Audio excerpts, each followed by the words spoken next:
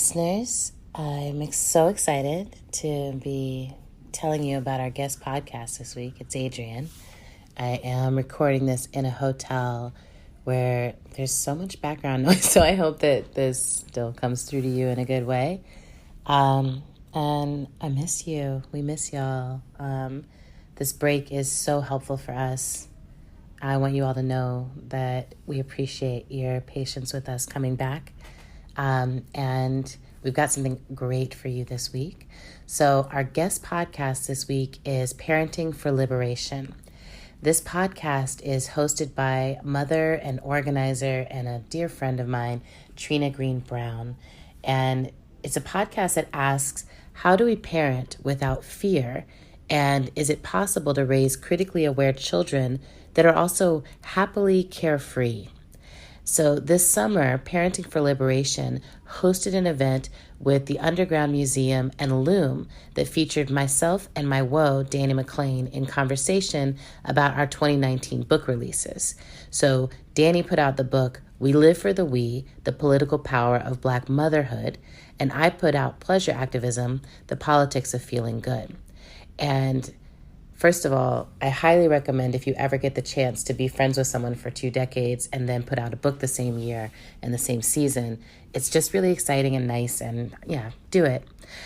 So we get to be in conversation with Erica Chidi Cohen, and she's also incredible. We got to meet her and just really bond over being 3 Black women with fibroids moving through the world and healing and learning how to be in right relationship with our bodies and all of it. So Trina introduced us, and you'll get to hear that introduction here, talking about her podcast, talking about Audre Lorde, grounding us in the space together.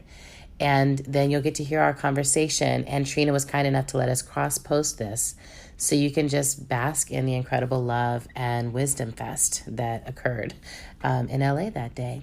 So please enjoy this. So Audre Lorde, who's a Black queer feminist poet and scholar, describes parenting as a revolutionary act that can liberate not only her children, but all of our children. And Parenting for Liberation believes in the power of parents to conceive, birth, and nurture liberation for the future. And I launched Parenting for Liberation in 2016, and around that time, I was parenting from fear because I was witnessing the violence that was happening against Black bodies and witnessing so much violence, whether it be Black boys being murdered for wearing a hoodie, Trayvon Martin, or for listening to rap music or loud music, Jordan Davis, or just walking down the street, Emmett Till, or playing with a toy in a park, Tamir Rice. I realized that when I witnessed those violences that were happening and learned of them, that I was beginning to parent for protection and fear and not for love and liberation. And I saw that I was beginning to nurture my own son's fear that he couldn't do things that he was afraid that he was able to do. And I didn't want to limit his possibilities. And so I knew I had to shift how I was parenting to parent not for protection only, but to parent for liberation. And so that work is rooted in an Afrofuturistic vision where Black parents are in community together. And so it's just incredible to see folks here together in community, because this is what is the pathway to our own collective liberation, is to create community that amplifies Black girl magic and Black boy joy. And so part of that work has gotten me connected to Dani. Dani has been an incredible partner in the work about raising liberated Black children and having those conversations. And also that work has brought me to Adrienne, who is an incredible son. Did you say son? I was like, son, you are the sun. You also are a mermaid and a unicorn, all of the things. I was like, you're the sun? Okay. You can be all that. It is Adrienne who is beaming down on you right now. Adrienne the sun. So I'm going to stop talking. Adrienne gives me the giggles. Adrienne's all things magical. So yes, including the sun. And I just want to also turn this to Erica, who's going to talk to them about their incredible works and how parenting is rooted in our own pleasure. Okay, I'm passing the microphone. Thank you. Thank you, Trina.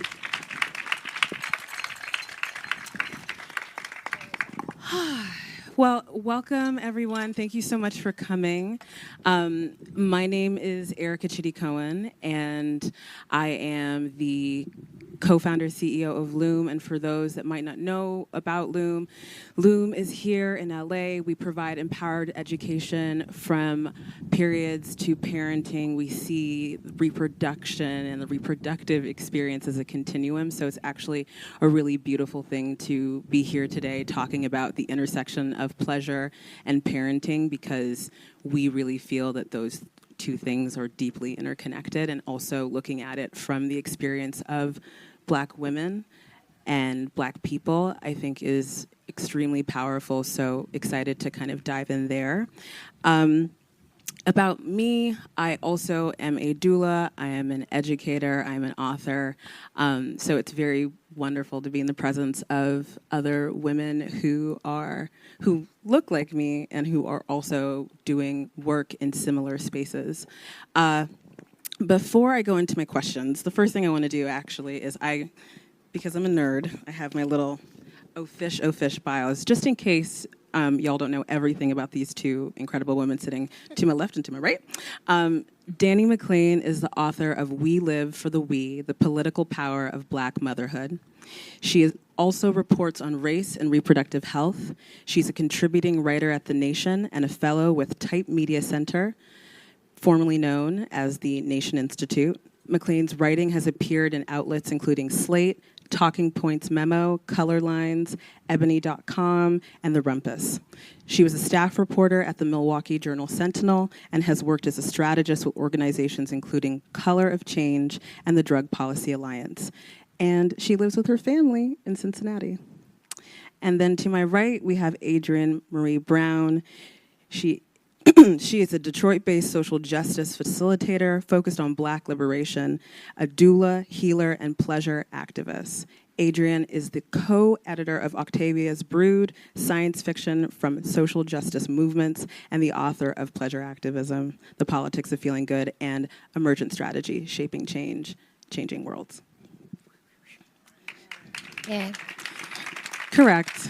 I can't really do a lot of clapping. I feel like we need to figure out how to help you hold your questions. I love that we do? I love that you're dueling me, Let's because just- that's Let's correct. just do that. There we Thank go. you. Okay. All right. So I'll hold one at a time. That's right. That feels right. That's gonna be good. That feels right. Okay. So let's just dive into it. My first question is basically based around the fact that I wanted to honor the power of Black friendship. And for those of you that don't know, Dani and Adrienne have been friends for many, many years. And so I'd love for you both to share a little bit about how you met and what your favorite thing is about one another. Can I go? Yeah. So Dani and I went to college together at Columbia University, and we met basically because I saw Dani. You had been walking around. Dani was always as like the super fly human being, and I saw her walking around. She had just cut all her hair off, and I was like, "What? Who is this person? Like, you just look like the most free being that I had ever met." And so I just like flocked towards her. And I remember standing like on Barnard, like we were trying to go to some class, and being like, basically in my heart, I was like, "Will you be my friend?" But like trying to figure out like other ways to say like hi or whatever.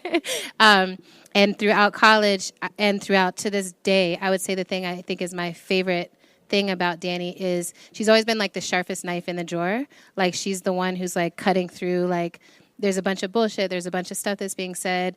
And in my life, there's a lot of, I operate in a lot of magical, fantastical realms, and I meet a lot of magical, fantastical people, and there's a lot of magical, fantastical, like, yay, like, you know, and Dani's just like, okay, but for real, I'm down for the magic and the fantasy, but how for real are we going to get there? Like, what's that really mean? Or just like cuts through in a way that keeps me like, we're going to actually be able to change reality because of that dynamic to me. So I love being around you. And my other favorite thing is how she parents. I feel like it's a long time coming, and it was like beautiful to be like, you really want to do this. And I really, it's changed I'm like, oh, only people who really want to do it like this should be doing it, because the love that her child receives is like unparalleled, and she knows it. Like she just walks around like, I am loved. Where's my next loving interaction coming from? So all of that is some of my stuff about Dani. And I also want to shout out, we have some other folks that we went to school with here in the front row and throughout the audience. Tangi, Chaiko, Aaron, others. So just Ning. Yes, and Ning. Where'd Ning go? I was like, were you not up here? Okay, there you are. Yay. Yeah, right? Reunion. Anyway, some things. I love that. Thank you, Adrienne.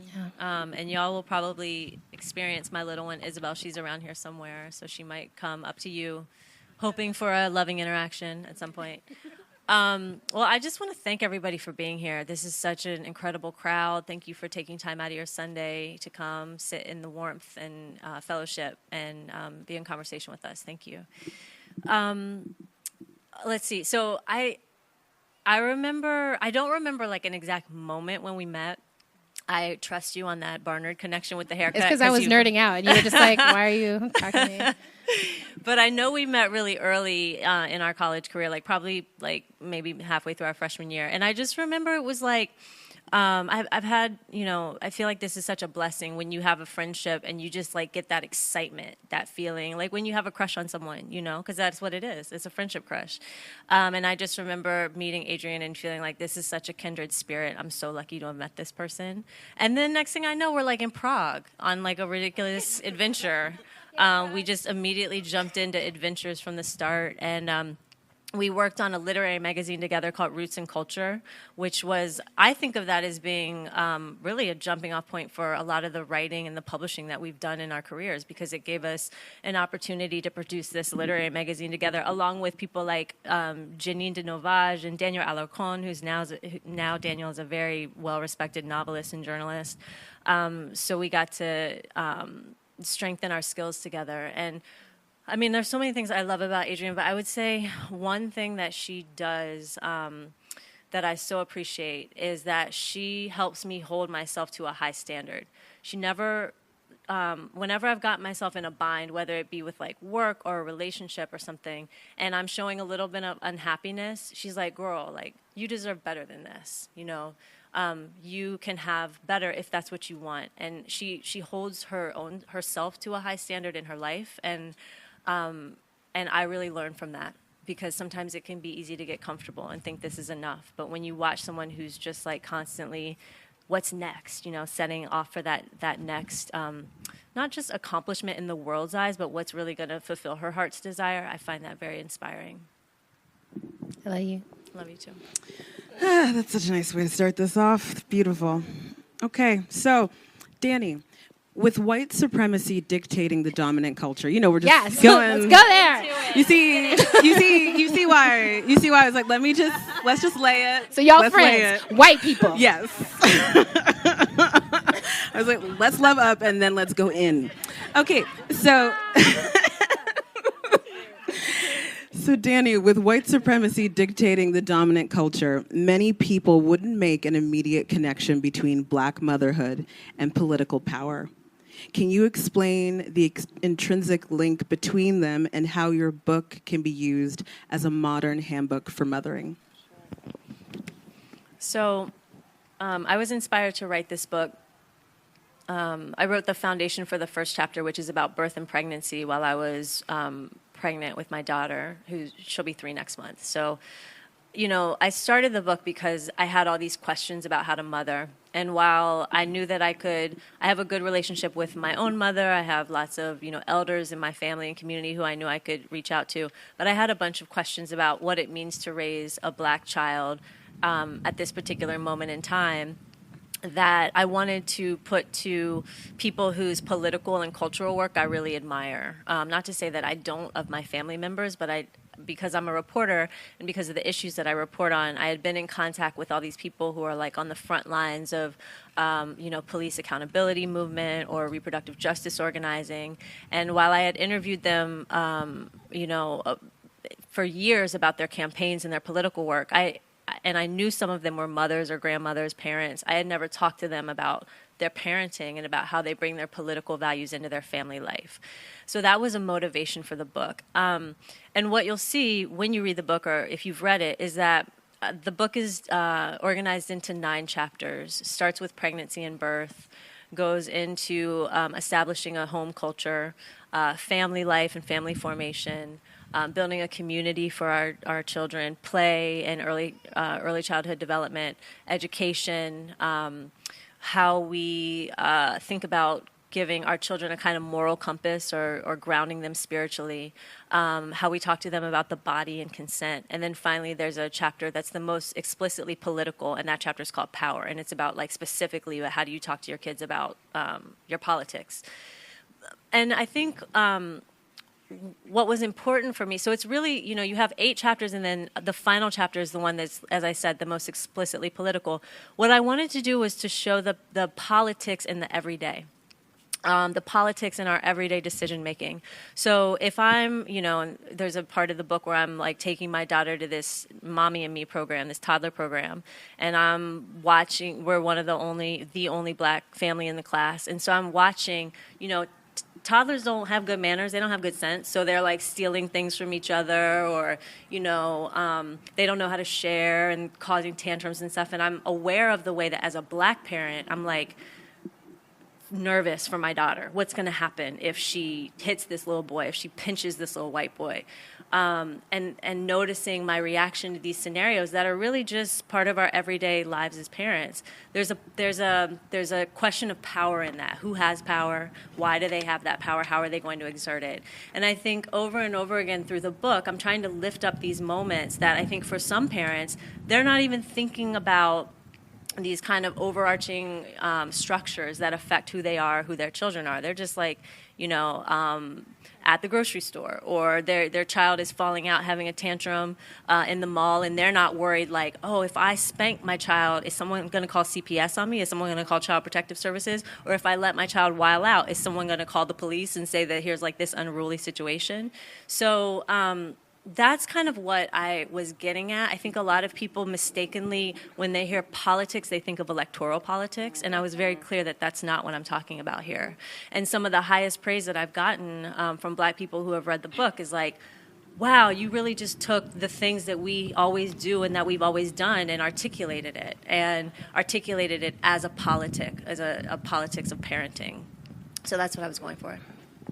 Wonderful.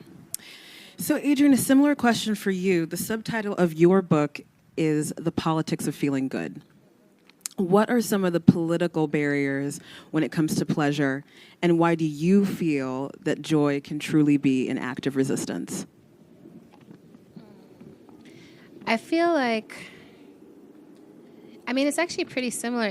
Like a lot of it is very similar to me. I feel like the barrier is that we're not taught to think about our daily lives and our normal lives as the place where politics unfolds and happens.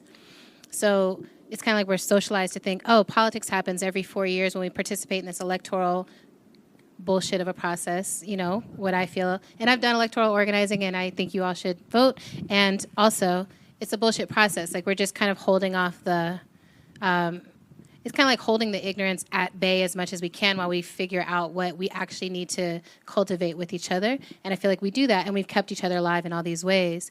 But pleasure was an interesting choice to me in this moment, because I felt kind of guilty even being like pursuing this book and moving in the direction of this book, because it feels like it's apolitical. Like you either are being a political organizer who is completely sacrificing everything to fight against everything, or you're, taking a bath and doing a face mask. You're probably fragile. You can't handle life, right? And it's like those two things don't go together. And as a facilitator, what I was seeing was like people are working themselves to a level of fragility that we're not going to survive if the people who are trying to change the world are constantly that fragile, because we're not attending to ourselves as pleasure bodies. So that felt important. And then the other piece is like, who gets to experience pleasure is really interesting to me, and like how we've been trained out of it. I'm like, if you think about the journey as a black woman, a mixed race black woman in this country, when I think about like, oh, if I just trace my ancestral line in this country, what were we told our bodies were for?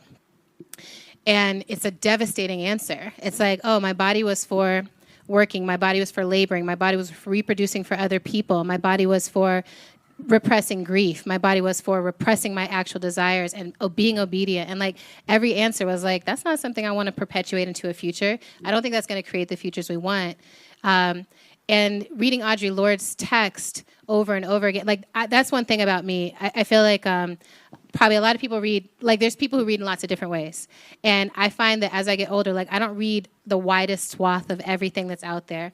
I go in really precisely into certain texts, and then I just keep reading them over and over again in almost like a biblical approach. So Octavia Butler for me, I'm like, I've just read it over and over again. Like there's more here. And Audre Lorde's uses of the erotic as power was like that, where I was like, the first few times I read it, I was like, I don't even think I understand this. I think it's going way over my head, but it's also reverberating down into like parts of it. I'm like, what? I want to know what she means. You know, I want to know what she means that any political experience could be as good as being naked in a bed with her woman lover. I'm like, well, how? For real? You know, like teach me, because I'm out here suffering. So, so I feel like those two things come together for me, that I started to look around me and realize that the white people in my life, even if they were organizers, the white people in my life tend to have much more access to just the basic assumption that they deserve pleasure in their lives. And then those of us who are black, people of color, indigenous, all these other things, trans people, all these other folks who are already harboring oppression also believe that our purpose in life is to just get free and not necessarily to experience any pleasure along the way. And the last thing I'll say about it is what we produce when we're just trying to fight for freedom and not attending to the fact that we have bodies that feel sensation is often just a reproduction of the current system, but it's just like, oh, we're in charge now. So I also see that, like I facilitate organizations often where I'll get there and I'm like, we were trying to fight for liberation, but now it feels exactly like every other thing, but there's just a black person in charge who's miserable or something else, right? So there started to be a like, where do we actually practice the society we want to live into? And how do we learn to listen to our body? And pleasure, to me, that's the main purpose of pleasure, is that once you start to feel pleasure and you can feel it all through you, it means you've also opened up access to be able to feel everything. And it's a way you open up access to your intuition, open up access to like authentic relationship. And I want a politics of authentic relationship where we currently have a politics of bullshit and lies and corruption. And so I want to practice that with everyone. I mean, yes. Throw the questions down. That's it. It's going down. The wind is just like, let it go. But I worked hard and I wrote these. Can I ask one thing? Yes. This mama who just came in with it, hey, you're such a fly baba. Hi, Brandy. I just wanted to see, are you comfortable in the sun right there? Because there's shade options, and I bet a lot of people would be down to like, yeah? Okay. Hi, Brandy. We love you. Hi. Hey, Brandy and Jupiter coming through. Okay, so before I even go into this next question, what I do want to say, you know, so I'm first generation Nigerian American, and we spent a lot of, I spent a lot of time, you know, up until I was maybe 16 or 17 going home every year. And this idea of pleasure as our birthright, or being able to feel pleasure and still being able to resist, or seeing the politics in everyday or in the everyday, it's something that was never well articulated or codified for me as a child, but there's just ease when you would go to the village. Like people are just like sweeping, or they're sitting, or they're like, you know, picking at okra, or they're, you know, because you're also your parents and your grandparents, everyone's buried on the land that you're living on, so they're like cleaning the grave site, but it's all in the same thing. And what really struck me when you were speaking now is just we haven't been given that again. We haven't been told it's okay to just do nothing, to rest, to enjoy, to be in our bodies. We just feel that we always have to be in this feeling of fight and resistance, and reclaiming that pleasure is so core and so key. Or even understanding that is like, to me, it's not like I don't think it's like work hard and then go have pleasure. Like, I really feel like I only want to work with people who it gives me pleasure to be in their presence. Right? And I want to build things that feel good to be inside of. And I want to, and it's lofty. I don't know it's going to happen in my lifetime. I'm trying to do it. But I think that's the piece, that it's like, that's not a waste of time. Cleaning the graves is not a separate thing from any other aspect of resistance. Like, being in right relationship with the ancestors is very helpful, right? To any other strategy we're trying to move. Yeah. You know? Mm-hmm. Okay. So it's funny. I don't often feel this way when I'm on a panel, like doing a panel, but I'm like, this is really good for me. I don't feel like I'm working. This is very pleasurable just talking about. See? It's like, we're doing it right now. Okay. So So this question's for both of you. In the last year, there has been more journalistic exploration and organizing around the maternal mortality crisis and the fact that Black pregnant people are far more likely to die during childbirth than white pregnant people. Dani, how has this crisis impacted your work, and also how did it impact your pregnancy and your birth? And Adrienne, as a doula, how has it impacted your work and just the work that you do also as a reproductive justice advocate? Yeah, thank you for that question. When I was pregnant, I'm from Cincinnati, Ohio, and that's where I live now. I've lived there I moved back there about 4 years ago. But I moved back home after living in Oakland for 7 years. And when I got pregnant, I immediately started trying to put together the kind of birth experience that I would have wanted for myself, or that would have been easy to achieve had I still been in Oakland. So I was like, okay, I want to, ideally I'd like to give birth at home, or I'm not really that pressed about that. A birthing center would be great. No birthing centers in Hamilton County. They've all been shut down. Okay. Well, I would like to work with a Black midwife. Couldn't find one. Okay, well, could I get a Black doula? Couldn't find one. So then I started working with what I had access to. I found a place in Dayton, which is like 45 minutes north of Cincinnati, that at least got me close to having the kind of birth that I wanted to have, but within a hospital setting. And then I found out I had fibroids, one the size of a grapefruit and blocking the birth canal. So I wouldn't be able to have a vaginal birth. I would have to have a C-section. So basically what I started realizing was that every challenge or roadblock that I kept coming up against was the same thing that, as I was talking to reproductive justice advocates, trying to understand what was going on with the Black maternal health crisis, why we have it, they were saying, oh, well, a lot of the issue is that Black women aren't being listened to because they can't find cultural congruence within their birthing partners. In other words, they can't find people to give birth with or people to accompany them with their births who actually are culturally congruent, who actually see them as being fully human. And I was like, bet, okay, yeah, like that's what I'm experiencing. Black women, fibroids are very common more common among Black women of reproductive age than they are among women of other races or ethnicities of reproductive age. Well, here I am finding out, even though I had been having regular pap smears, all of a sudden I learned I have this huge fibroid and it's going to affect the way that I give birth. So when I was in my third trimester, I started reporting a story about the Black maternal health crisis for a number of reasons. One, at that point, it wasn't even really being talked about as a Black maternal health crisis. It was being talked about as a U.S. maternal health crisis. People weren't putting the race lens on it. The United States doesn't have a maternal health crisis. Black people within the U.S. have a maternal health crisis. We're the ones who are dying. And in addition to just being dissatisfied by the reporting that I was finding on the topic, I felt like what little reporting I was seeing didn't offer solutions. It was just like people are dying. Women are dying, birthing people are dying, and we have Black high infant mortality as well, so our babies are dying. Okay, but what is to be done? Like, what are the solutions?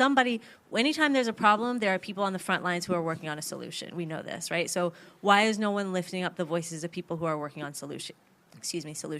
At that point, I had been reporting on reproductive justice organizing for 6 years. So I had all these great resources. Monica Simpson at Sister Song, Janice Zinzi, who's a PR person she used to be based here in LA. I don't know if she still is. Does a lot of comms work for reproductive justice organizations. Just all of these amazing, these sources introduced me to Black midwives and doulas all around the country. Tamika Middleton in Atlanta, Jamara Amani in Miami. Because I realized if part of the problem is that Black women aren't being listened to by white OBs, non-Black OBs, non-Black medical professionals, what happens if you take that out of the equation? Are our outcomes better if we're giving birth with people who look like us? So it started this whole reporting process. I ended up writing a story that was a cover story for The Nation magazine called What It's Like to Be Black and Pregnant When You Know How Dangerous That Can Be. And that article came out in February of 2017. And Erica, you're right. Over the the following 2 years, we've seen this explosion in reporting on the Black maternal health crisis. Not only have we seen it named as like Black, right? New York Times Magazine had an incredible cover story by Linda Villarosa. NPR and ProPublica teamed up for this great series. So we've seen this new conversation, which is incredibly important. I think what worries me is that we almost now have like an epidemic of fear, right?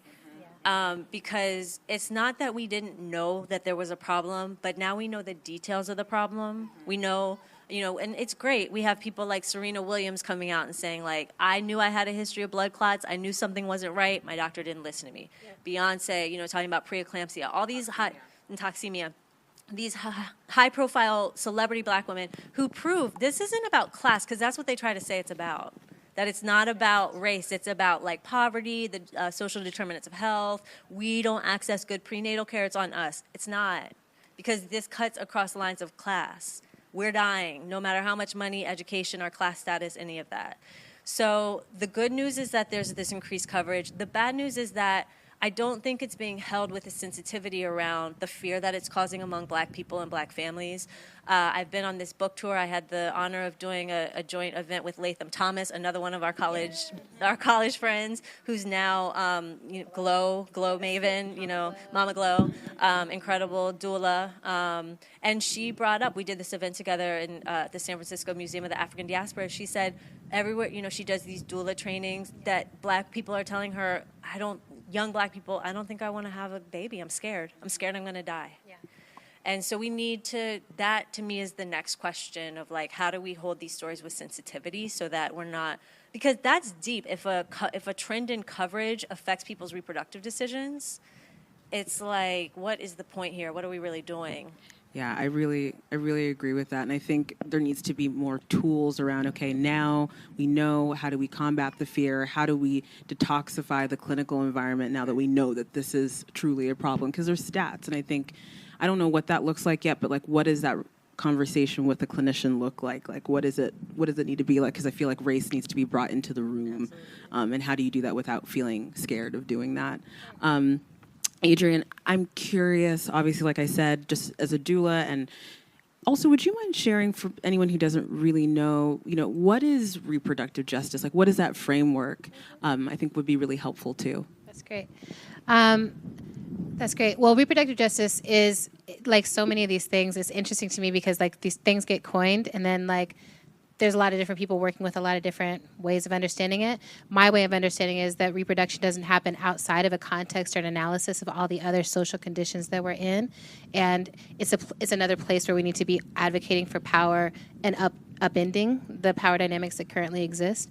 So I look at the work of Loretta Ross when I think about reproductive justice and the flowing out from that of like, how do we create spaces in which at the center of that Black women and women who are most impacted and those who are most impacted who are trying to give birth actually have access to all the information that they need regardless of the combination of marginalizations that they're facing.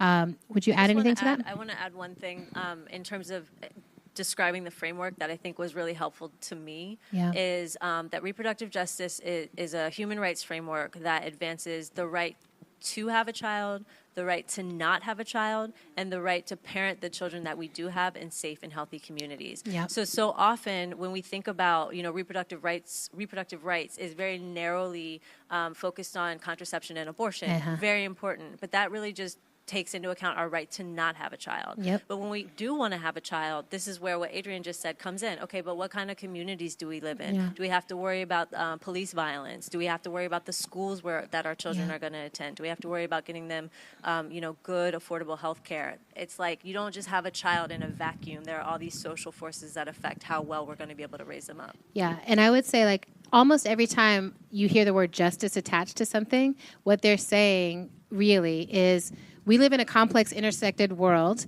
No one actually lives in these little tiny vacuums or silos of issues or any of that. So can we stop fucking around on that and like look at whole systems and think in whole systems and think of whole lives and whole communities? I'll say as a doula, the interesting thing for me, I came into doula in a non-traditional path or a very traditional path perhaps, is that I wasn't trying to be a doula. People kept asking me to do it. I was like, I don't like blood. or tearing vaginas or any of that kind of stuff. It's not my thing. And I hadn't had a child, and I thought you really needed to have one of those things. It had to be in order. And then someone got carjacked behind my house when I lived in Oakland, and I was like the first person to be there with the woman who had gotten carjacked, who saved her own life by screaming out for help. And she was covered in blood, and I was able to like be present with her. Like the blood didn't matter. It was like, oh, I was like, I could do birth. Like that would be less traumatic than this horrible thing that just happened. It's not. It's like all the things, right? It's all the things. So, but I found this woman, Cynthia Jackson, who is a Detroit-based home birth midwife now. And she was like, I'll apprentice you. Like, come with me on my births, and then I'll show up for yours. And so I never went to any program. I didn't do the certification process. And I didn't do the sort of professionalization process. And I think it's been an interesting thing for my journey because the way that I learned it from Cynthia was like, this is what we always used to do. This is what we all used to know how to do, especially all the women in the community used to just be like, okay, now it's you, now it's me, now we would just take turns taking care of each other. And I think the professionalization of it in one way is part of the problem, right? Is that it's like it moves it out away from what people think all of us should have access to and all of us should know how to do for each other, which is just, oh, you're having a kid. Like, let's organize ourselves around what you need to be eating, how you need to be in your body, what kind of music do you need to be listening to, what are the vibes that are going to bring this baby in a peaceful way, what is the reality we need to face, like all the things. And so that's how I started doing it. And initially for the first 5 years of my doula work, I focused on working with women under the age of 23 in Detroit.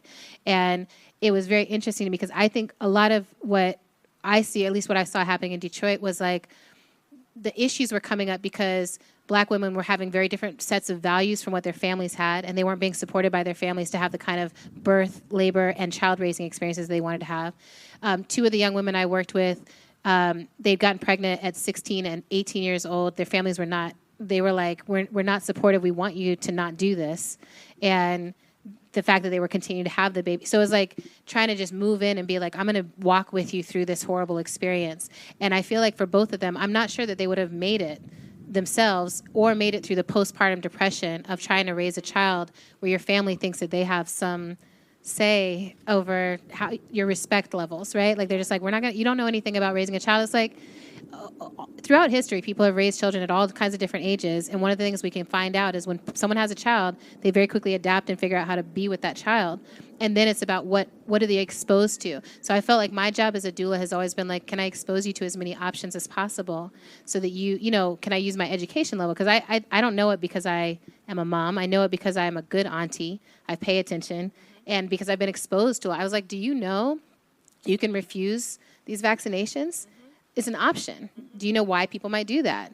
Or you can say yes to them. Make it an intentional choice. It's going into your child's body. You want to make sure you know what's happening, right? All this stuff. Or Pitocin. Pitocin has been like, that's like, are there other doulas in the house?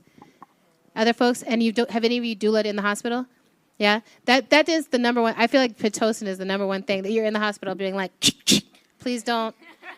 No, right? Like I've had doctors sneak in and start bagging up someone on Pitocin when I went to the bathroom, right? Well, it's so interesting that the conversation around Pitocin because you and I are similar doula work before having children or never having children, whatever, and bringing in the education to help people make better decisions.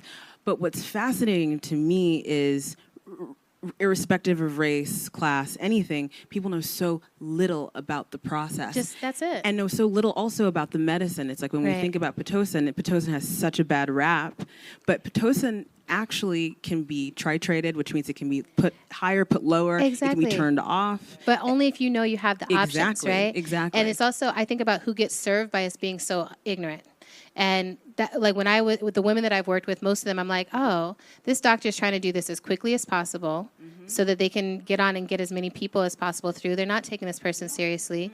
And I'm like, anything, if you make the choice, I'm pro I say any birth where you and the mom are happy and you're healthy and you're alive, that's a good birth. Exactly. Right? Mm-hmm. And I'll say that in the past few years, I've backed away from doing the intense level of doula work that I was doing. And mostly now I've been doing aftercare work. And I love postpartum doula work. Like, that's what we did. I've gotten to do that basically one a year for the past few years where I show up and I'm like, okay, now you need more than just the two of y'all to get through this period. And I think a lot of postpartum depression actually comes from folks having their child, and then immediately the individualization of our society means like, oh, everyone says like, we know this is so hard, but they don't stay the night. No Do you know what I'm saying? No one's coming over. And they're like, well, bitch, hold my back. Like, can you help me push stuff out of my boob? Like, I don't know what I'm doing. Can you hold my boob? Can you hold my boob? I've been holding boobs. Okay. But also like, there's really hard stuff that no one tells you about too, like breastfeeding. I don't know. I just feel like there's so many pieces that it's like, it's not romantic. It's not beautiful. No. It's beautiful, but not in the way you think. It is, yeah. And there's so much that's hard. And the thing that I'm really curious about is the relationship between postpartum depression, child mortality, like these things where I'm like, the state of the mother is the state of the family, right? Like that's how the family is going to be. And how do we show up and get intimate in those places of support? 100%. So. Well, I think one thing to tie up what both of you were saying too about the individualization in the experience is that as someone who, you know, when my brother was like 5 or 6, my mom had someone from Nigeria come live with us for a year. I think that Western culture or America is the only country where it's normal for 2 people to take care of one baby. It doesn't make any sense.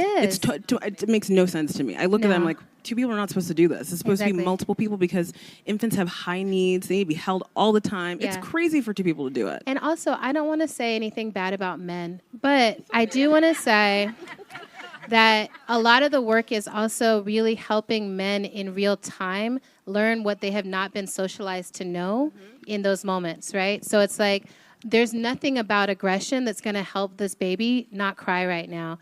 There's nothing about, you know, protectionism that's going to help you figure out how to make the breakfast right now, but you do need to do that. Or like nothing that you've ever been taught is going to teach you how gently you need to wipe this diaper, but I can show you, right? And then I can, and also it's nice to be another option to be like, no, baby, that's not it. And so that the mom or, you know, whatever partner, because I also have worked with partnerships where people don't necessarily identify as male and female, but like whatever the 2-parent situation is, anytime there's masculinity, it's like gentling, softening the edges of that masculinity so they can actually be in it and create that loving bond with their child early on. Because I think I also think that's a huge building block that we're missing right now is like the way that people are taught to be fathers. Versus what a father actually needs to be for this next stage of our human existence. I think doulas are a major part of how that softening and that shaping can happen. Yeah, I totally agree with that. I wish we had more time to talk about fatherhood and blackness and all of that because that's a whole nother piece. Chapter 3 of my book gets into Chapter 3 okay, gets Dani. it in. I try to keep it on. In I the did flow. write a little bit about that. Tiny bit. So we're going to switch gears completely now. I like your sharp turns, Erica. I really appreciate just that. like a skirt. Okay. So also sound effects. So the dominant culture, again, going back to that, and patriarchy have sanitized motherhood. Although the act of sex and potentially pleasure creates children, showcasing. You know, okay, we're oppressed. We're oppressed everywhere. Showcasing sexuality or seeking pleasure, whether through sex or responsible or radical drug use, are not culturally accepted as in terms of motherhood. So, Adrienne, as a doula, you've guided people en route to motherhood, and you're someone who intensely advocates for pleasure and have openly expressed that ecstasy saved your life and cannabis has helped you heal. How can mothers combat the cultural restrictiveness of motherhood and cultivate sensuality and pleasure? And Dani, because y'all are boos or woes, how have you... One of those. One of those 2 things. How have you found ways to cultivate your own pleasure body while mothering your daughter? So y'all can just jump, but please. What do you think? You got something? Yeah, so I was listening to this podcast On Being with Krista Tippett. She was interviewing, she's good. She was interviewing Esther Perel. Does anyone familiar with her? Amazing. She's so good. She's a psychotherapist who works with people on sex and relationships, but she's been writing a lot about the power of the erotic. And she was talking about, I guess her husband is also possibly a psychotherapist, but works with torture survivors specifically. And she was talking about how through she and her husband discussing their work, they were kind of exploring this idea that before you can explore your erotic power and potential, you have to have the basics down. You have to feel safe, right? You have to feel like you are safe, that you're out of harm's way, that you have basic food and shelter and your needs met. And I mean, that's just right? We know that, but there was something powerful in how she articulated it that I appreciated. And I think that as a parent of a young child, and I'm a single mom. Every time I say single mom, my fingers fly up into air quotes because I think it's just not correct language. I mean, I don't do it by myself. I do it with a lot of support from my friends and my family. But I'm an unpartnered mother, and my child and I live in the home, the two of us. And there's a lot of stress. Like it's tough. There's a lot to be done. It's not coal mining. It's not like, but it's hard work, and I'm like underslept a lot, and there's a lot that I'm juggling. And so I've been thinking just about the importance of having my basic needs met before I can really think too much about, before I can spend a lot of my time and attention focusing again on my pleasure, which before I was a mom, that was like what I was doing. I was working and seeking out pleasure, pleasurable experiences. And so it's something that I've been thinking about a lot, because I think it can be tempting to place a lot of pressure on ourselves, like, well, how do I start dating again? Or I need to like figure out my relationship to drugs, because I used to really enjoy ecstasy and mushrooms and cannabis and like different experiences of altering my mind. And so I think for me, it's been this process of realizing that there's time, that I don't have to figure it all out immediately, that my primary job that I care about right now is building a strong relationship with my child and getting us on the right track and having a foundation there, and that there will be time to figure out, to kind of come back into myself and into the parts of my life that were really important to me before I became a mom. I would say I really appreciate that, because I also think talking about the Pleasure Activism book has been so illuminating to me that every time I say pleasure or pleasure activism to people, they jump to sex dungeons, right? Like we're all on mushrooms in a sex dungeon, right? And I'm like, yeah, I mean, if that's your pleasure, if that's the number one only way that you can get it, then you should run to that dungeon and take all the drugs there. But pleasure at its basic thing is just happiness, joy, contentment, satisfaction. And I'm constantly asking people now, like, are you satisfied? Like, are you satisfied? What does satisfaction feel like in your body? Do you know what it is? Does someone else tell you when you're satisfied, or do you tell yourself? Like, what is it? And I'm asking myself this all the time. I'm like, and I have moments, we're like doing our little friend vacation, right? Like, this is one of the things we do. And one of the reasons I love coming back to it over and over again is like, it's not like the thing I think of as peak luxury conditions, right? It's not like we're like, in a fancy hotel somewhere getting a massage every day. And no, it's like sleeping on the floor, like taking care of a baby a lot. And like, it's chill. And I'm so content. Yeah. And I feel deeply satisfied. Like, I'm like, we just made the shit out of these sandwiches. They're tasty. Like, it's the simple pleasures. Like, we just looked at dolphins. They're miraculous. Like, it's not like Orgasmville. It's like we're just like having good life. Yeah. And so that, when it comes to talking to moms, a lot of what I feel like is important is actually being in relationship with, like, are you okay? Are you feeling content? And there's a different kind of miraculous, delirious contentment that comes with motherhood and parenting that I get to tap into. And I'm very lucky because I ride very close to the people in my life who are mothers. And so I got to go through this with my sister, where I got to see, like, the contentment of, with my youngest nibbling, when she was born, I was her doula. We did a home birth. And I got to watch her come into the world. And then they live out in the middle of the woods.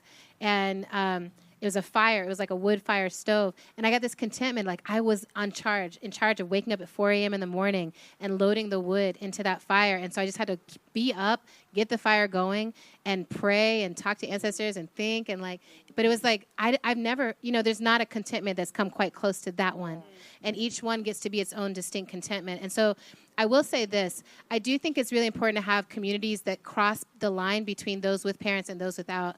And I think something I always get sad about is seeing how quickly it segregates, so that the parents are like just with each other. And not to say parents can't cultivate joy amongst each other, but I think that sometimes what can happen then is like, and I've been around spaces where it's like it's all parents and they're just like, here's how hard things are, and like it helps to sometimes come in and be like, I also want to inject some pleasure into this moment, or reflect what I'm seeing, the beauty of this moment as a person who doesn't have kids, or get to hold the kids and give parent time, like quiet time to be like, I'm going to walk her down to the beach. You get 20 minutes. Do you know what I'm saying? So I feel like it's important to continuously build spaces and stay in connection with our friends who are like, I know you have a new kid. And I always tell people this: if you don't have a kid and you're visiting someone who has a kid, one of the things you can do to increase that person's pleasure is do the dishes, right? Or sweep the floor, or be like, can I do your laundry for you? And it's intimate, right? So a lot of times the person will say no the first time because they're like, oh, no, like you're here, whatever it is, if they're trying to be nice mama. But like, then if you just push back, or you just start doing it, right? I've also done that a lot of times where I'll just come in and I'll be like, the laundry looks full, like, let me go do that real quick, But I feel like that, just like being like, how can I give you 10 more minutes of life, I really appreciate just one thing. Thank you for because I was going down the sex, drugs rabbit hole. I can't wait till you come back to the sex, drugs. Girl, me too. We are waiting. We are patiently waiting. We've got it all lined up. I can't wait. But also, yes, there is great pleasure. We are on our Woes vacation right now, and there's great pleasure in just being with my friends. Just watching Queen Sugar together and being like, no, what? You're like, Chico, where are we going with this? Yeah, okay. Chico, anxiously awaiting Chico's episode. It better be better than this. Okay. I think one thing I have done to try to increase just the enjojability of my life is making time for my friends and just letting y'all okay, I have to, Jody will say, Jody is here someplace, she's with my daughter. She's taking care of the baby. Jody Tanita. Hey, I have to do I have to do a work thing in DC. Is it okay if I stop by Cincinnati on my way back to LA? Of course. Just opening my home to my friends so they know you are constantly welcome. And also, the reason that I live in Cincinnati with my daughter is because that's where my mom is, and she gives us so much support. That's where my daughter's paternal grandparents are too, and they give us a lot of support. So living by family has been a way that I have tried to ensure my continued pleasure, because I'm not doing it all by myself. That's right. Don't understand. We've talked about, the kind of craziness around thinking that two people are going to take care of a child. Yeah. Let alone one person. I just don't believe, even if I were partnered, I couldn't do family like that. I need my people around me to support. So that has been really important in making sure that I still have fun in this life, is having adult support for my child. And the chores and all that stuff. I mean, it does. I'll just say the last thing a thing on it is, it feels like it's also like the communities that we are moving towards. I'm always trying to be like, where are we trying to get to? And where are we now? Where are we trying to get to? And all the places that I think of trying to get towards require a different level of intimacy and interdependence. Yeah. And I think that when people have kids, that's actually when the door is almost the widest open for just learning how to receive help in a different way, right? And how to give help in a different way. Because I'm a Virgo, I'm an oldest child. It's not my nature to be like, let me think about your needs first. That's not my nature, right? And so there's something I'm like, oh, what do you need? And I'm waking up being do you need to take the shower first? Or do you know, just little small things that I'm I think I'm training into my system and my DNA a better kind of human, right?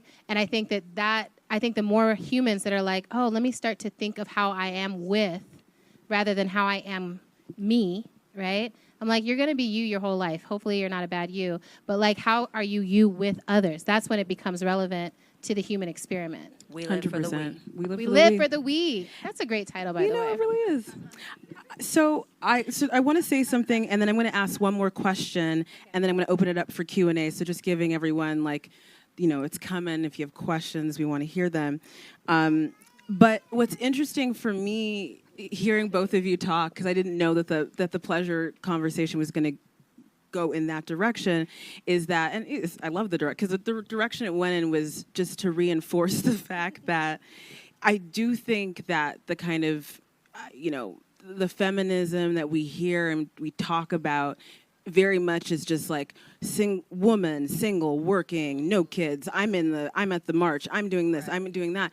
And the reality is, where we're going about this whole idea of like where we are and where we want to go is we need to be close to people that have children, whether you ever want to have a child or not, so that you have empathy and you can understand and you can help them recover. And it's just, we have to be pulling each other up and not ostracizing, because it's like, I can't really understand your experience because I haven't gone through it, which is interesting. Like you and I both being doulas before having children, it's just like, and I also ride very tight with my friends that are moms. Most of my friends are moms.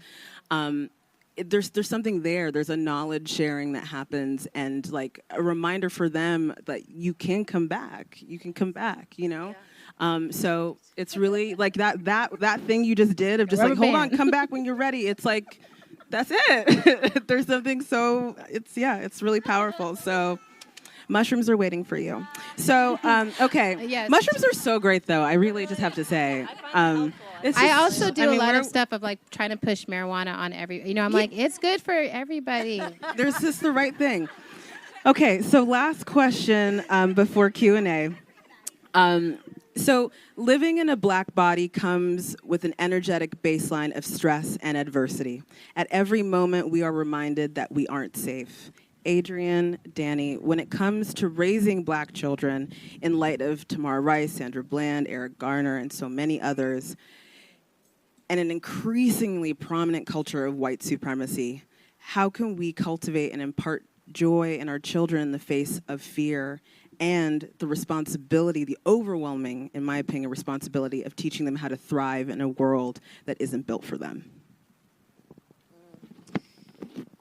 Well, this was one of the driving questions behind my book, because when I was pregnant, I felt really afraid. I had been covering BLM organizing, Black liberation organizing for some time, and there was a way in which, because of my journalistic training, I was often able just to keep the information, what I was reading or reporting on, kind of at arm's length, and separate my own sense of safety from what I was, the often very scary and terrible things I was reporting on. But when I was pregnant, I wasn't able to do that anymore. And I remember July of 2016, I was in my third trimester, and Alton Sterling was killed by Baton Rouge police. And the next day, or maybe 2 days later, Philando Castile was killed by police in the Twin Cities. And I just remember I just kind of lost it in a way that was new for me. And it was because I was thinking not about my own safety, but thinking I'm carrying this child, and how am I going to keep this child safe? And, I just, so asking that question of other Black parents became a motivating factor for the book, because we've been doing it for generations, right? It's not like this current wave of state violence that we've captured on our cell phones is new. It's just that we're capturing it on our cell phones now, and it has the potential to go viral. But we've always lived with this since we've been on this continent. And so I needed to know from other parents who had been through it, how do you do it? How do you survive? How do you not lose yourself to the fear? And I just keep coming back to a story. Kim Tabari, who is in the audience, somebody that I was kind enough to let me interview her. I put the question to her, and she told me that one of the things that she does with her son is just to really root him in joy. And she said, so many people will refuse to see Black children as Black children. They don't, and the data is there that shows us, our 2 and 3 year olds get kicked out of preschool. What are you going to kick a toddler out of preschool for? There's no reason, right? There's this data that shows, this is Philip Ativa Goff, I think is the researcher's name, who interviewed white undergraduates, and they perceived boys as young as 10 as being at least 4 years older than they were. So we don't even, some white people's perception, they can't even see us as kids, right? They can't see our children as children. And so what Kim said was, we have to give our children space to be children because that space will be denied them elsewhere. So if nothing else, we have to. And so she said, I play with him. I'm silly with him. We have fun together. And that was, I just needed to hear that. It makes a lot of sense, but I just needed to have that permission that, like, you can just find joy with your child. And through that joy and giving your child space to be a kid, you get to be a kid again, too. And then that's like this self-generating joy process, right? And I've found that, my daughter and I have dance parties in our kitchen, and I like playing with her on the playground. And so I think there's something about, yes, we teach our children the truth of the world in which we live in age-appropriate ways. And that's another conversation. What are the age-appropriate ways that you tell a 5-year-old, you can't play with a toy gun like your white friend can? Right? So we have to have these age-appropriate ways in which we let our children know about the reality.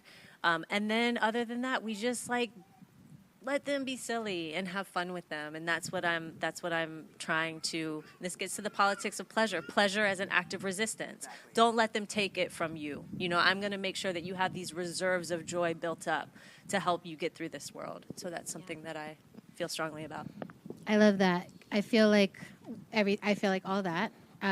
And then the thing that comes to mind for me is also we need to learn how we decolonize ourselves from the way we've been taught to harm our children as a way of disciplining them. So I'm a really big, don't spank your child, don't hit your child, figure out ways to stay in a relationship that don't involve, basically being the precursor to the state with your child. And I feel it so deeply. I'm just transformative justice to me is, I talk a lot about it. We grow up in the system of punitive justice. You get punished if you caused harm. We're starting to move towards restorative justice in more and more places where it's let's get back to the good. But restorative justice often puts us back in the cycle. It's you restore the original conditions, but if the original conditions were unjust, that's what gets restored, and the harm happens again. But transformative justice is let's get to the root of this problem and upend it and make it so the harm can't keep happening. So I'm if you have a child who is causing harm, and the response is that you break the relationship of trust that you have between your body and their body, and then you spank them, you hit them, you harm them, you grab them, I think that leaves an echo through their body that's that's how I'm supposed to be treated if I cause harm, and that's going to contort me away from who I'm meant to be because my body is learning to obey. And I'll say this as someone who was spanked, someone who was sexually assaulted, someone who has child sexual abuse, all of the cocktails all there for a traumatic Black woman life, whatever. I've been unfolding, but also seeing how it's all so woven together. That spanking is also a sexual act. There's all these things that we don't really talk about, but I'm I think about that. I'm how do we not harm the children's bodies, and so that it's the joy is not, it's not there's joy over here, and then, but you're always waiting for the other foot to fall with the person who you love and you trust. How do you start to create a thing that's you caused harm. I'm going to tell you, you caused harm. It's not okay. And we talk, we do this with all the nibblings in my life. I'm baby, that's not okay. And then I'll tell you this, my nibbling who just turned 7, when she was 6, twice the police were called on her at her school. She's 6 years old. She's in rural Minnesota. She's the only brown girl in her class. And she was acting up, and they would be we had to call the police on her, right? I'm there's no way you can tell me that you as an adult can't figure out some solution. If this was a white kid running around, you would have figured out some solution that you would have seen their humanity.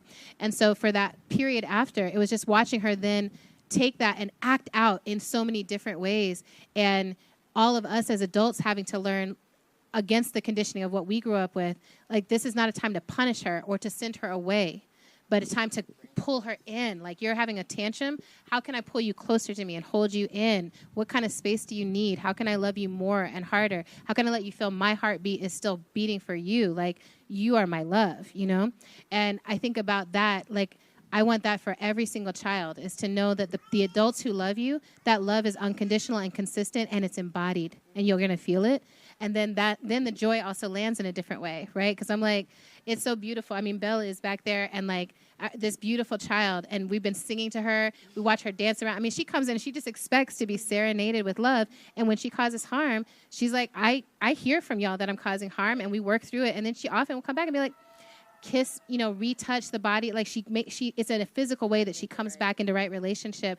And then she asks about it. She's curious about it. And it's just like, oh, I'm so excited for what 16 is going to be like for you when some body crosses your boundaries, right? And you're transgressing. You're like, oh, hold on. I know how to set this boundary and I know how to return to right relationship because I learned it when I was 2, right? 100%. Yeah. I mean, there's so many things here. I mean, for those who haven't heard about the concept of adultification, this is what both Adrienne and Dani have kind of been speaking to, that Black children are seen as adults, not children in any environment. And again, we didn't have the language for that back in the day when I was in elementary school, but I was super hyperactive and I would constantly be in detention and get demerits. And I'm talking about kindergarten and first grade. I remember being told I couldn't go. I was the only child in there were like 90 kids in my first grade class that couldn't go on the field trip because I had walked into the boys' bathroom. I'd walked in there just because I was like, oh, I just want to see what's in here. Just because I wanted to see what's in there. I'm in first grade. I just want to look around. It's fascinating. Like, what is that? Why are there 2 different kinds of bathrooms? Yeah, can I just see? And there's been so many experiences where I know that I was treated differently, or the punishment was harder or stronger because of of how I looked. We see it in the dress code violations where it's only Black girls who get busted, right? Yeah. The white girls can wear the crop tops, or people with smaller bodies, but the Black girls get policed because of the shape of their bodies, not because of the clothes necessarily. Like so that badonkadonk? Oh, hell no. I'm like, don't be jealous. So Don't there's so many areas. Don't be mad. So, questions, please put your hand up and we'll send a mic out to you. And please say your name.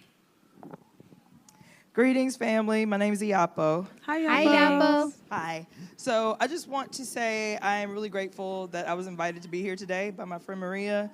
And I really appreciate the panelists and the discussion and the questions. The one comment that I wanted to make was in relationship to what you were talking about in particular, when you were talking about pleasure in parenting and going back to mushrooms eventually. And as a parent who has adult children now, I think there's this way that, especially as political activists, I've been a political activist for 20 plus years, and one of the things that I noticed, even within the context of the movement, was how there is a way that women who become parents are ostracized in political work. I never was able to reconcile how I could be a part of an organization that was talking about changing the world and transforming the human condition and women being equal makers and shapers of human history, but I could not find anyone inside my organization to help me take care of my child when I needed to go to a demonstration or when I needed to be in a meeting until midnight or what have you. And so one of the things that happened, I'm really grateful for this discussion, because one of my frustrations that I'm still find myself apologizing to my daughter about a lot is about how my daughter, instead of becoming this person who felt embraced by the movement, was an appendage of the movement. My ability to take care of her was my ability to make sure the rent was paid and keep a roof over her head, but there was no collective nurturing of my daughter. And so she, like so many revolutionaries that have come before us, we have these children who become hateful or vengeful towards what we see as political work or political life because of that same ostracization of children in the movement.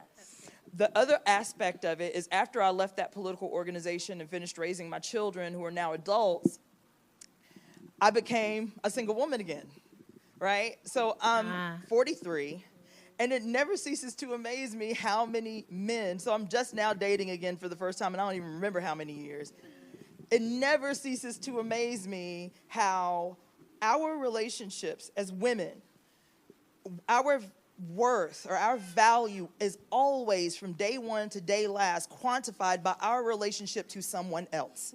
That if we are not attached directly to someone else at some given time in our lives, then suddenly our value diminishes greatly. 100%. So I am not actively taking care of children now, so what are you doing? I am not married, so what's wrong with you? That's the subtext, right? So I will go out on dates with seemingly progressive men, and the question will always come, well, don't you want more kids? Like, why in the hell would I do something insane like that at 43? I have done my bid. There. I've served my time. I've contributed progressive, productive members of society to the group. Like, I'm good. Like, can I have value outside of my vagina's ability to create other humans? 100%. Talk about it. And so I am just now at 43. I drove out here from Alabama a year ago. And when I did, all of these things just came to the surface. It was like, everybody, even my most progressive, militant, revolutionary friends were like, you going by yourself? Like, yes, I'm getting in my automobile and driving by myself. Right. I told my mom I'm going to camp the whole way. No hotels, no Airbnbs. I'm roughing it the whole way. Never been camping a day in my life. She was like, have you lost your goddamn mind, girl? Oh, my God. Like, nah, I just feel like everything up until this point, from the time you're somebody's baby's little, you're somebody, your daddy's little girl or your mommy's little girl, you're policed at home. We have a bad habit as women of policing our daughters' bodies under the guise of protecting them from society. And so we haul ass from mama's house because even though she loves us, we feel compressed, right? So at 43, I took off, drove across the country, 6 weeks, amazing experience. You need to write a book so that can be made into a movie. That is Cheryl Strait. That's basically what Cheryl Strait did. You need Alabama to LA, black version of Wild. Yes. And there's yes, because there's camping. I'm just like, can we also just talk about black people and camping and how? Baby, what? Listen, when I tell you, if you want, we all talk about the ancestors and the cultural tradition. This is the last statement I'm gonna make. We all talk about the culture and the tradition. We get a lake aid up, we get initiated, we do our little offerings to the ancestors. If you want to have a real conversation with your big mama, take your ass to the desert and go camping for a few days. Ooh, that's right. That's real life. That's right. That's real life.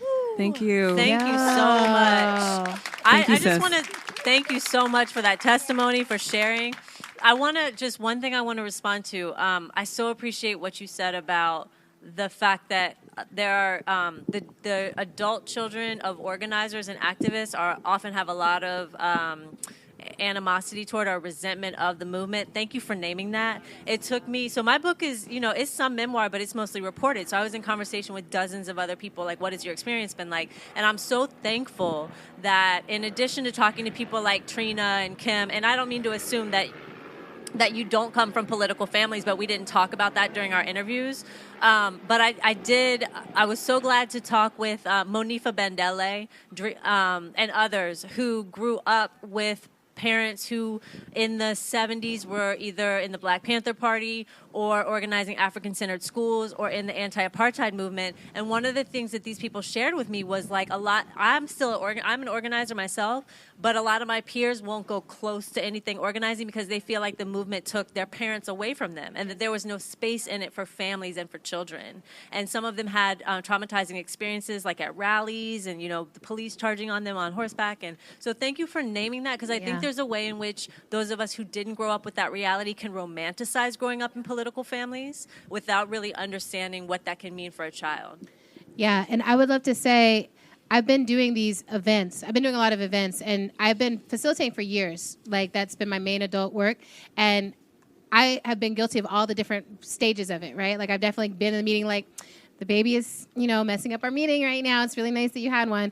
And then moving through that into now where I feel the opposite way, which is I'm like, the babies are tuned in at the emotional level. They can feel what's happening in the space. It's very helpful to have them in the space.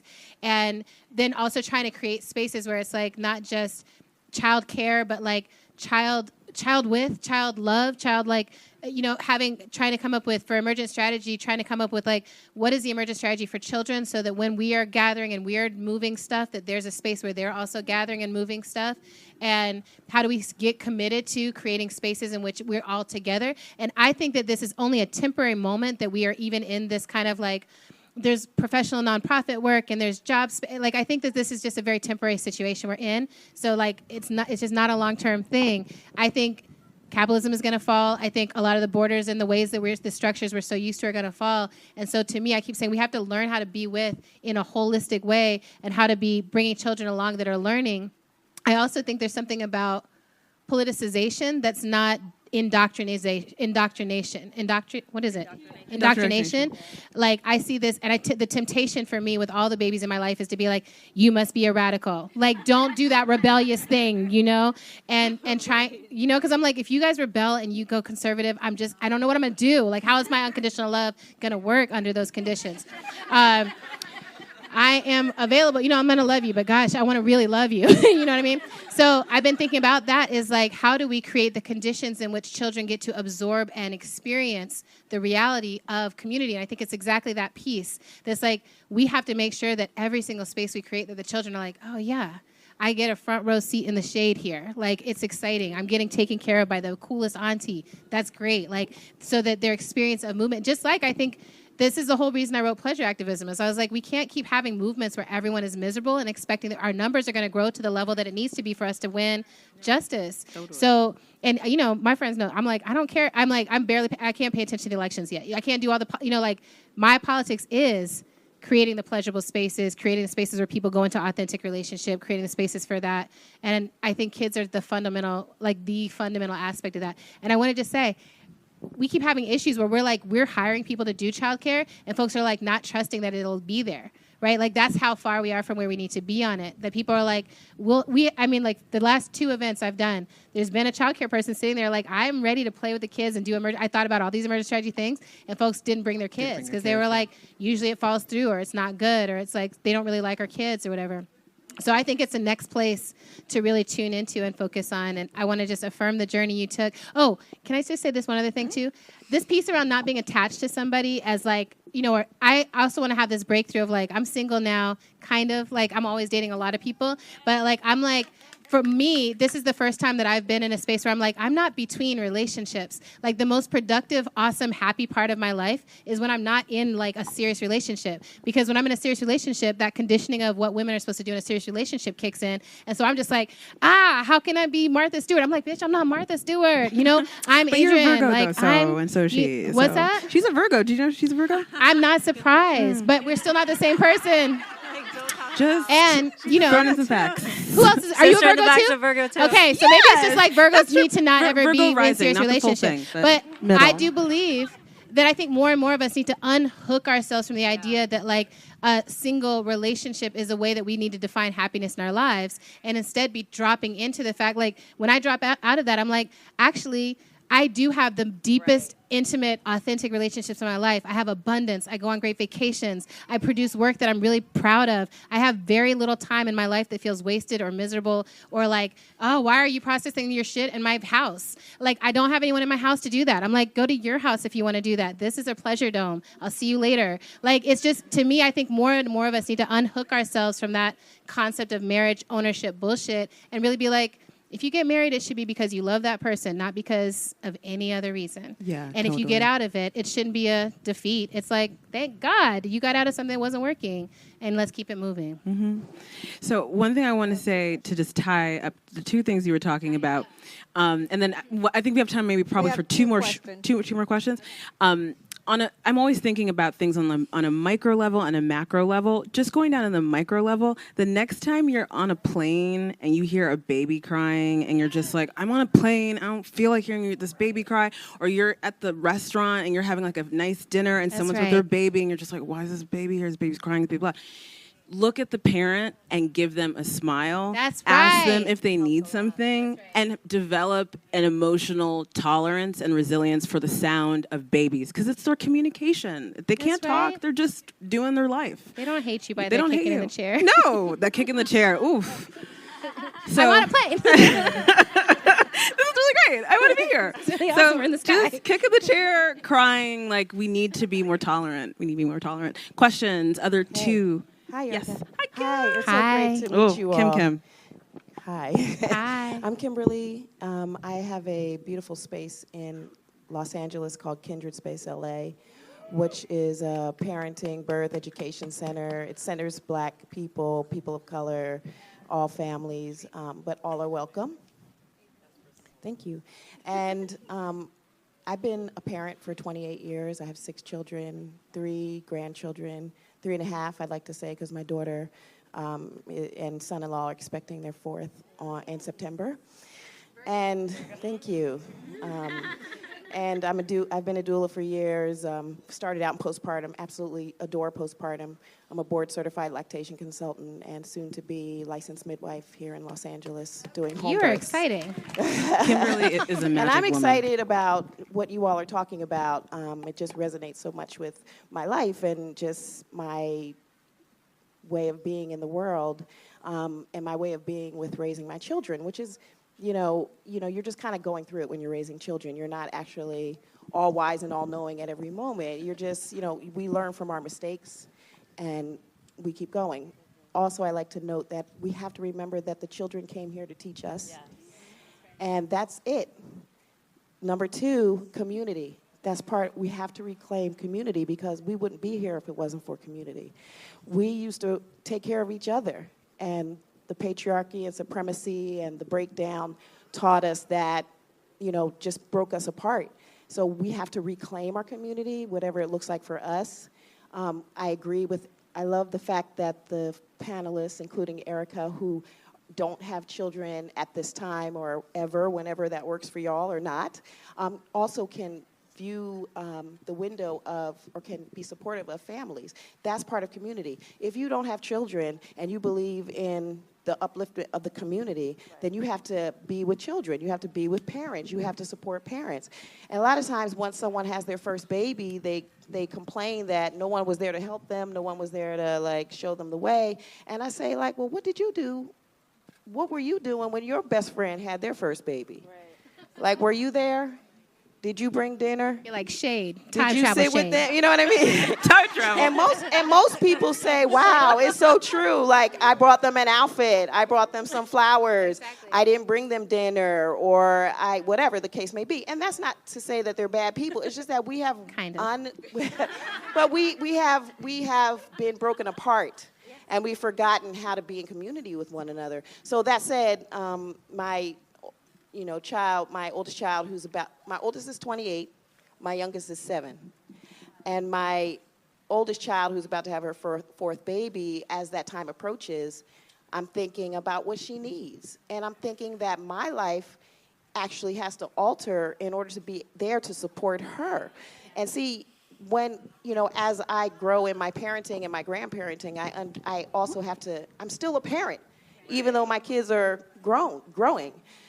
And so that said, as much as I want to do for self, I also have to create time and space to still give to my family. And so and reclaim the traditions for us, our African traditions, which is where we come together and we support each other. And so I'm telling all my other sons and daughters who don't have children, your sister's about to have another baby.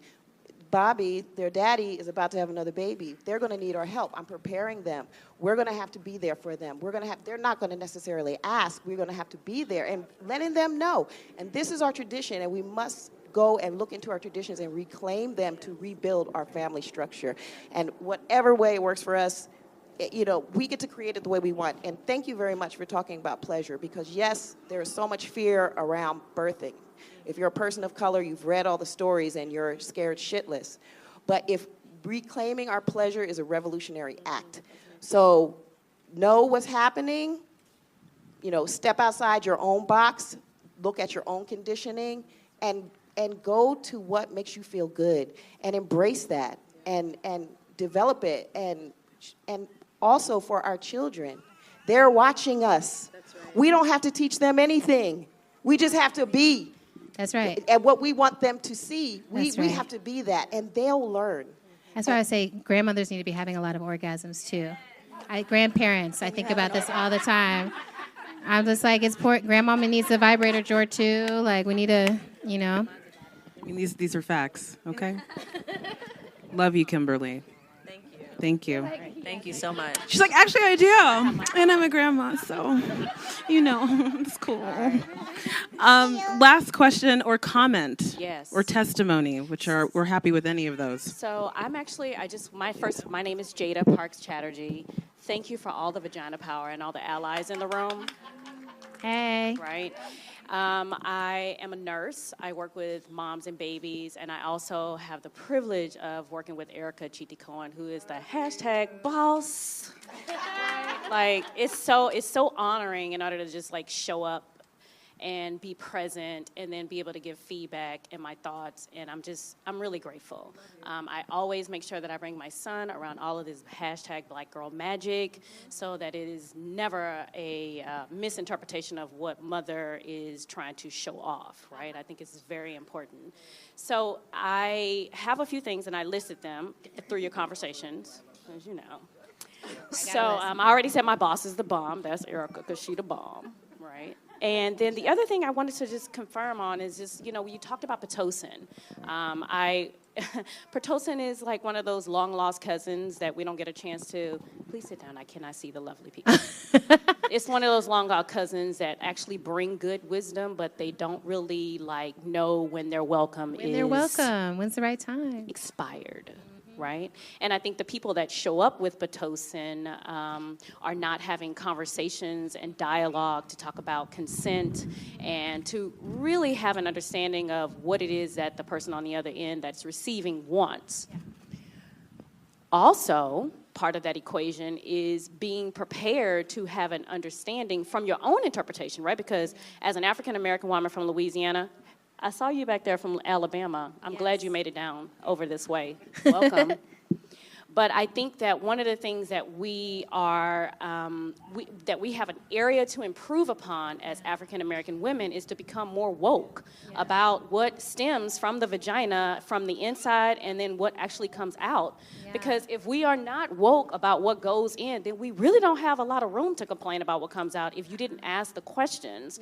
And then it goes back to, okay, well, I didn't know what questions to ask. And then I would say, well, that's because you didn't seek out Kim Durden, or you didn't seek out Brandy Jordan, or you didn't seek out Erica Chidi Cohen, or you know what I'm saying? So I think that I'm glad we're being very intentional about these conversations that we're having for African American women, because I'm at the bedside, right? I made a choice to be at the bedside, right? I am also the bomb, and so I could be anywhere in the healthcare system, and I have made a choice to be at the bedside, specifically with postpartum women in a population where I have an access to talk to Becky and Boquisha all in one day. Right? Okay. And that's important because I can close the door and have a conversation and be like, girl, where you live? And then when you talk about the men that are at the bedside, because I see a couple of brothers sprinkle through. Mike, we're always happy to see you. I think that it is slowly becoming an area of concern because of the media. So the media is instilling fear, unfortunately, in the women, but the media is waking up the men. So I think that is something that I'm recognizing probably in the last year or so, that the men are actually becoming more receptive. I see it when I'm educating couples, whether they are same-sex couples or they're heterosexual couples. The men, when I'm talking about things that are drilled down to quality, data, outcomes, death, and living, literally the women are standing up like, I just want to know how to prepare this bottle of formula. And the men lean in and be like, wait a minute, so you said that the colostrum she produces.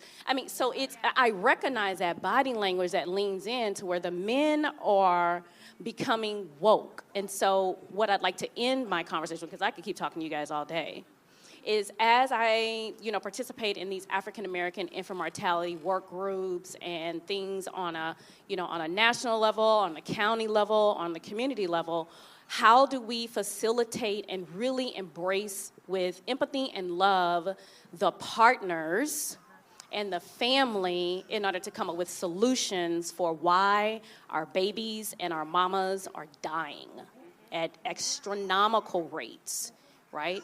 So, and you said that earlier, we all talking about it, but we really don't have a solution. And that's because we got a lot to say. There's so much to say before we can even get to the solution to be felt like we're heard. Yeah.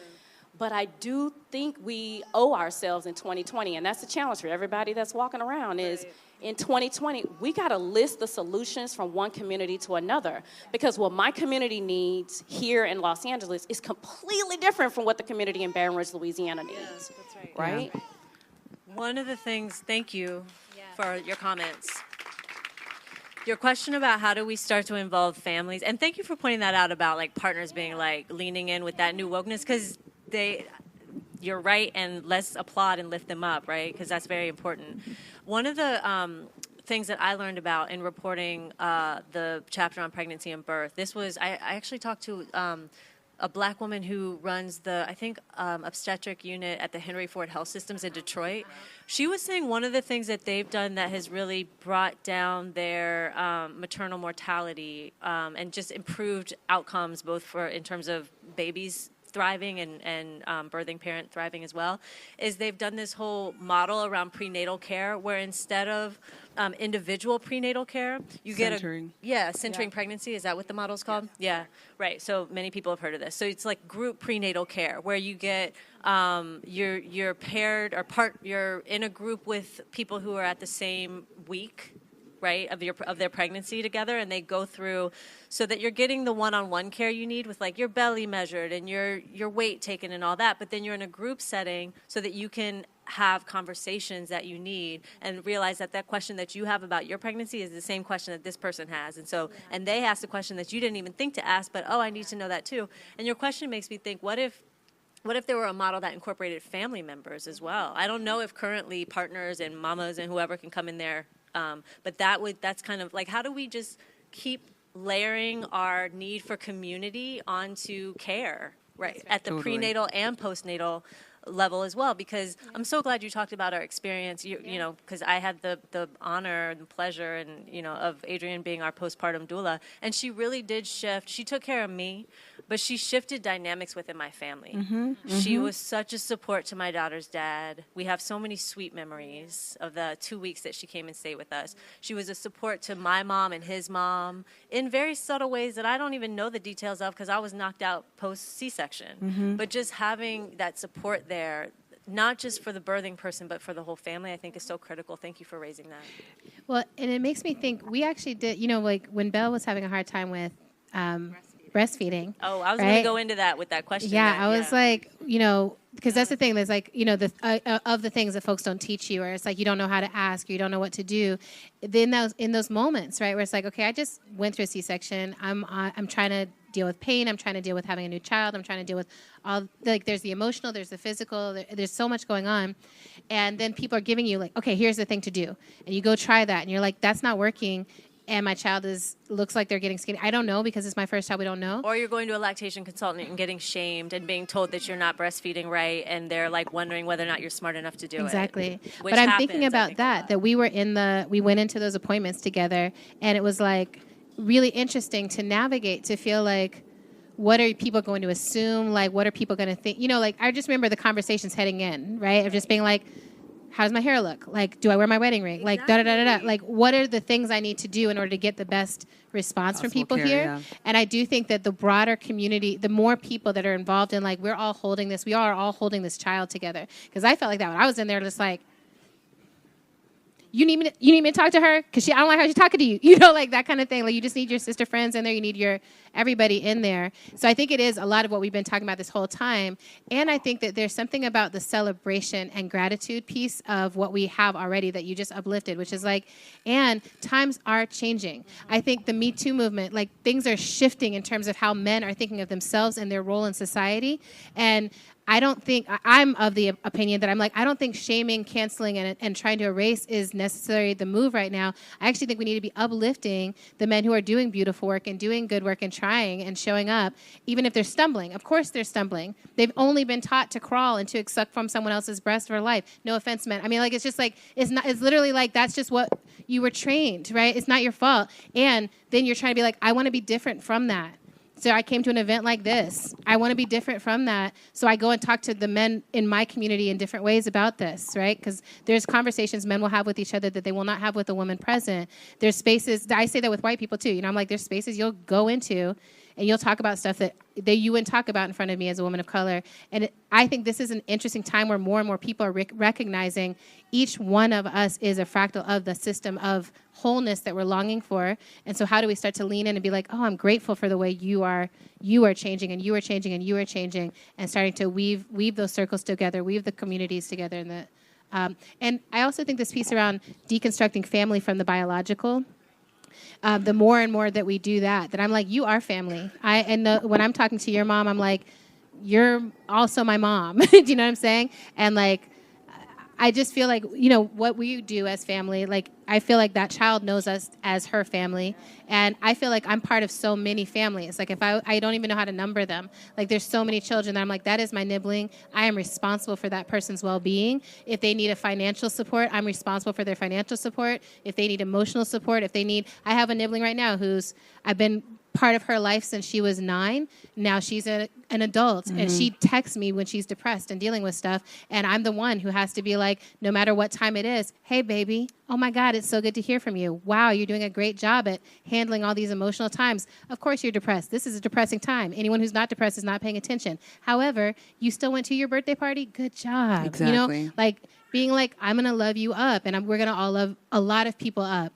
And I think if the more we broaden it out, especially those of us who are not having children ourselves, the more we broaden out the way we think of who is our family, the better we'll be in the long run. 100%. And with hearing the three of you all talk, there's just 3 things I want to mention. 3 things. 3 things, and then we're done. But the first thing is just thinking about the fear component. I think the movement is from fear to format. Like, what is the format to combat this fear? And I'm really curious about just continuing that conversation to figure out how we can actually combat, you know, implicit bias in the clinical setting. Because what was interesting when you were just speaking about, you know, how do I want to wear my hair? Like, what do I got to do so that I can get better care? The fact is, it doesn't matter, because implicit bias, you could be like, hi, I went to Harvard and I know exactly what my like heart rate is and I know this, and it doesn't matter. They're going to treat you, a white clinician is going to treat you poorly, not even on purpose. Doesn't matter if they're here right now. There's just a deep, deep unconscious bias that's existing. So how do we really fix that? And what was interesting when you said, you know, when men are together, they're going to have a certain conversation. When white people are together, they're going to talk differently than they would talk if we were in the room. I'm very curious about kind of the communication between, you know, white allies and clinicians with black people in the room. Like, I feel like there's something that needs to happen there. I don't know what it is, but it's like, yeah, because when white people talk to white people, they're talking. They're really talking. When black people talk to white people, it's like, we're talking, but like maybe you're not totally hearing what I'm saying. And I just feel like culturally there's something there that's like kind of hard to really unpack fully, but it's something I've been thinking about. And then the last piece is thinking about the partner component and the fact that I really see partners as gatekeepers, not just for pregnancy, but for menstruation, for menopause. Just because it's not happening to you doesn't mean you don't need to listen and understand every single detail of how it works, because you can pass that information along. And I do feel like you just said cancel culture is not the thing we need to be like pushing forward. Exactly that. As much as patriarchy and men are problematic, we need to be inviting them to the table and saying, here's how you can help by just harnessing this information and being able to share it. And so it's just a really wonderful thing to see men here and men coming to prenatal classes and all of that. It's like, you can learn all about it. You can know about the 4 phases of the menstrual cycle. We would love that, you know, and being able to like talk about it in a way that would be helpful. So Adrienne, Dani, thank you so much for your words and your brilliance and your presence and your energy. This is beautiful. Loved it so much. Thank you. Thank you. Thank you all for coming. Thank you. And thank you to Underground and Parenting for Liberation. This was amazing. Thank you, everyone.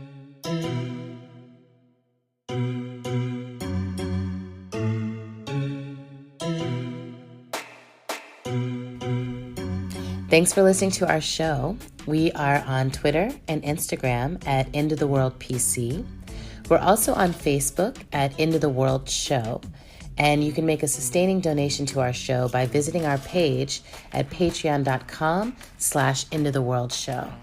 Another incredibly helpful thing you can do to help our show sustain itself is write us a review on Apple Podcasts or wherever you're listening to the show, and tell other people like that this is a podcast worth listening to. How to Survive the End of the World is produced and edited by the incomparable Zach Rosen. And music for today's show comes from Tunde Alanaran. If you enjoyed this delicious taste of Dani and Trina's work, you can buy Dani's book, We Live for the We, wherever books are sold. And you can also find her other writing at DaniMcClain.com. This is a working journalist. She's constantly putting out stuff that we need to be reading. So please go check out her work and spread the word. And then you can listen to more of Trina and the Parenting for Liberation podcast on Apple Podcasts. Our Easter egg for today is kind of a special one, which is that I, Adrienne, am going on a sabbatical starting in December. And so I have been asking people this month of September, which is my birthday month, to make a contribution to my work at the Emergent Strategy Ideation Institute, and especially looking for monthly contributions. So if you feel like you have been touched by emergent strategy, your life or work has been shifted by what has been produced by the Emergent Strategy Ideation Institute, those ideas, the principles, the elements, the practices, and immersion, any of it, then please become a monthly sustainer or do a one-time donation.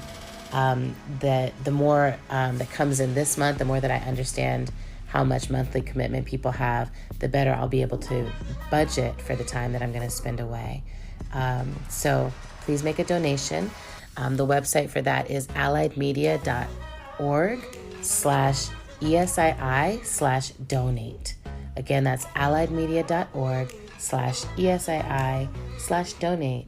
And I feel really excited to do an Easter egg that's actually asking for resources for my org. It feels right. All right. Love you, miss you, kiss you, hug you, but all with your consent. Besos.